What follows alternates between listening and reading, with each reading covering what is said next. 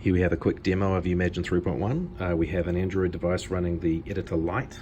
We have David Dupuy logged into this laptop and myself logged into this laptop. And we can actually see up here that currently I'm viewing and David Dupuy has editing rights. So for example, if I grab this logo here and move it around, you can see that it adjusts on both screens. I can add new components,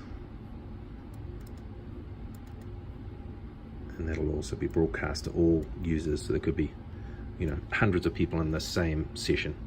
Now, this is still sitting at the second screen because I'm in live view mode, in preview mode, which is different. So this has been pushed to this device to be able to be viewed and commented on. So for example, if we go to the second page here on my system, so I've now got control of the second page, so you can see I'm in edit mode, whereas here David Dupuy is still on the first page. And then over here, David's going to join me on the second page.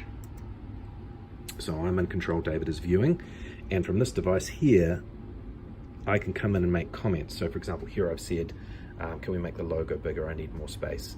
And I've been able to do that directly inside the viewer as a stakeholder. So for example, I'm making comments that I'd like people on the design side to respond to. And the great thing there is that you can bring up that comment list, see the comments that I've made, and then as a designer, I can respond to that. So let's make the logo bigger. We can see that broadcast onto both systems in the live editing. We can move all of these items up as a group. And then maybe I have to add the new button because we want a photo button to go under here. So all of those changes broadcast to all users in the session, and then from this device I would save here to publish, and then I would update the device here to see those changes made.